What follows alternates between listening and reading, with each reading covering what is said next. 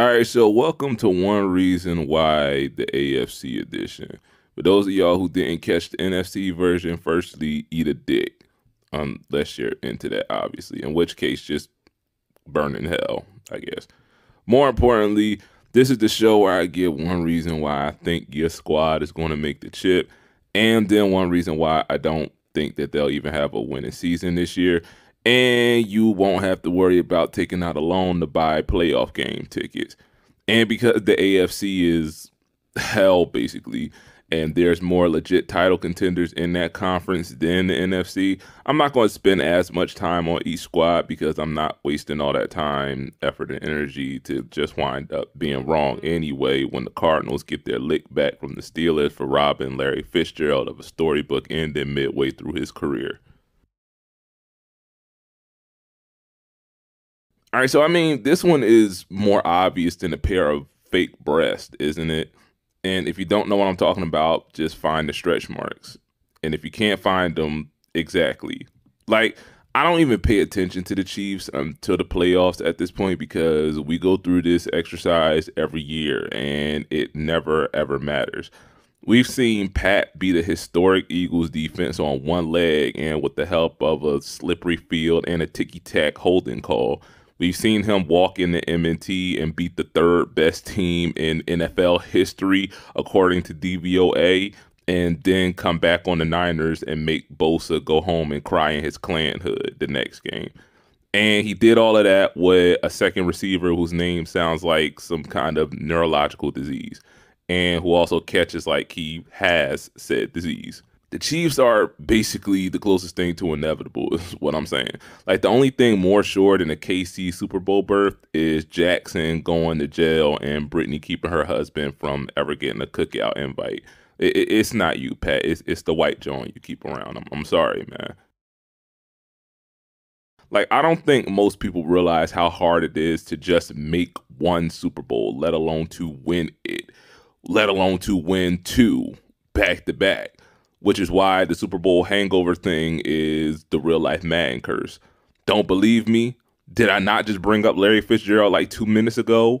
Neither Matt Ryan or the Falcons were ever the same after 28-3, and four whole franchises haven't even made an appearance yet, let alone won one.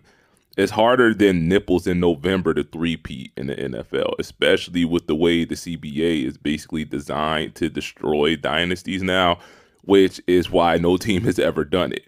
And I mean, this is football after all. The season is long and hard, like Soldier Field in December. But again, this is the Chiefs, man. Whatever. This is all an empty exercise.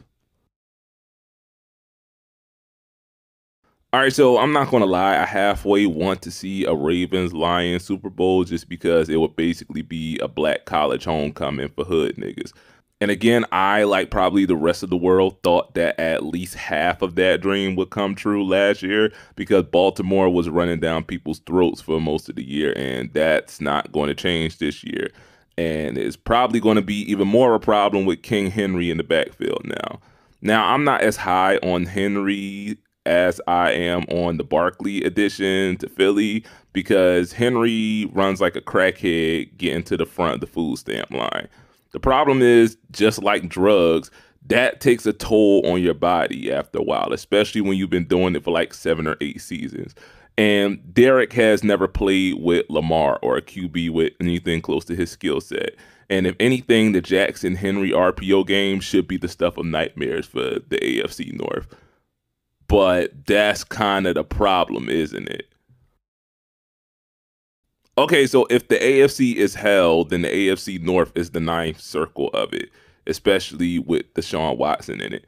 Imagine having to play any combination of the two-time and reigning MVP, a Browns team who made the playoffs with 65-year-old Joe Flacco last year, Mike Tomlin, who hasn't had a losing season since he stopped acting part-time, and the only QB in the conference who's beat the Chiefs 3 times in the last like 3 or 4 seasons. Later for the Super Bowl, man, if Baltimore repeats as division champions, that's worth the ring, especially after losing Patrick Queen, J.K. Dobbins, and Jadeveon Clowney. But still, Baltimore, man, y'all got to do it for the culture, man. All right, so we all know the modern NFL is a QB's league, and the Bengals have one of the best when he's actually playing and not cutting promos about ending racism by marrying a black girl. It's all jokes, man. I still love you, Cody. And when you're throwing the Jamar Chase and T. Higgins and what's technically contract years for them at this point, I expect Cincy to have a top 5 passing O this year and Burrow to be a Pro Bowler again. Let's just ignore the fact that the running back room is more meh than a modern Marvel movie.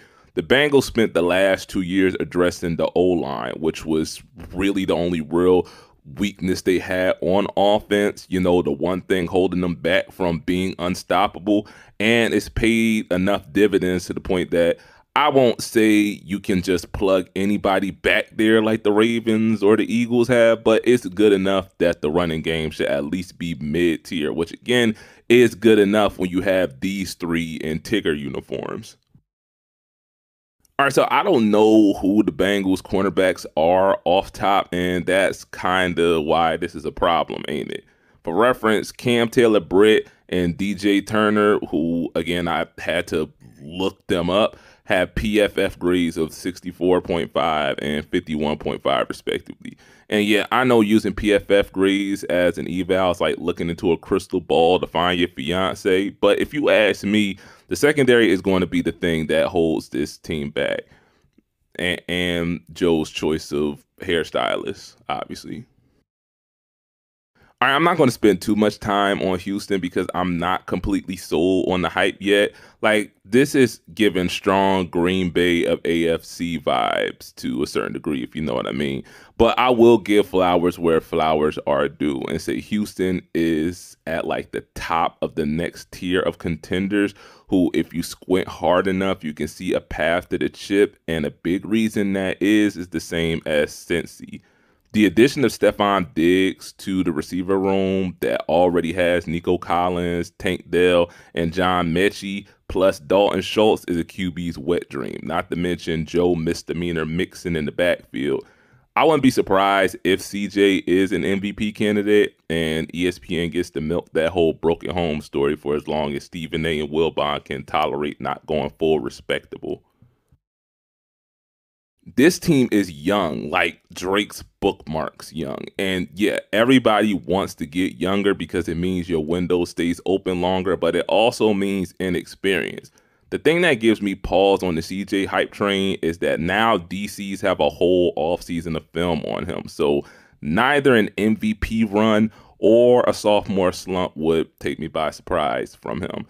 And it's not just CJ. Derek Stingley, Will Anderson, every receiver not named Diggs, basically all the key cogs in this machine, including the HC, are basically babies. And we don't know how they're going to respond with the spotlight squarely on their head and bullseye on their backs.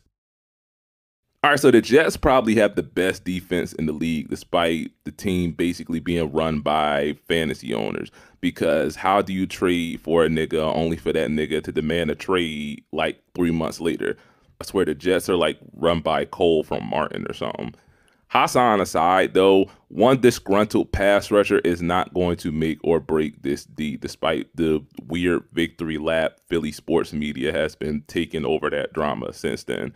Like, I swear I hate this city sometimes, man. Most times, actually. Sauce is probably the best corner in the league, along with DJ Reed, who is low-key a top-tier number 2. You have 3 Pro Bowlers and 1 All-Pro on the D-line. And like the Niners and Lions, the Jets have enough sense to actually employ good linebackers. Like, let's not forget, this team won 7 games last year with a combination of Mike White and Zach Wilson at QB. Somebody send these guys an edible arrangement, man. I'm so serious. Standing ovation. Look, A-Rod is an a-hole. We all know that. And I'm not just talking about the anti-vax stuff. By all accounts, he is the main problem with the Jets, culturally speaking right now. But he's also the reason why they're a Super Bowl contender, which makes it hard to get too mad about him basically being Joe Rogan for sports ballers. The problem is, how many more miles does that middle-aged meniscus have on it? And will the odometer give out before the season does? That's what I'm trying to figure out. Like, that's the difference between arguably a Super Bowl berth and a top 15 pick for the Jets. That and MetLife's turf, but y'all know what I'm saying, right? If Aaron stays healthy, expect a borderline all-pro season from Garrett Wilson and Breece Hall, which is why I took Breece in the first round of my fantasy draft this year. And I swear to God, if Aaron gets hurt, I'm going to make his darkness retreat permanent. All right, so I guess I kind of got to put the Bills here because the sports books actually have them higher than the Jets and the Texans for some reason. And I mean, why though? Like 60% of the pass rush yeeted away the greener pastures. Your number one wideout is in the strip club capital of America now. Damar Hamlin is penciled in as the starter at safety. And I mean, we all love Damar's story, but there's a reason he wasn't a real comeback player of the year candidate until like the fourth or fifth game when he finally got in a game. Plus, y'all got to play Miami and the Jets twice, and not to mention any combo of the teams I mentioned earlier if y'all make the playoffs, and that's a significant if. So I guess I did this whole thing in reverse, didn't I? All right, so I guess the running game, including the O-line, is kind of sneaky good, but I mean, let's keep it a buck, y'all. I really should have put Miami in this spot, to be honest. Matter of fact, okay, so real quick, the offense is still on steroids thanks to McDaniel's playbook and Tyreek running like he's got a warrant for unpaid child support on him and domestic battery. Like, seriously, why is this nigga not hated more?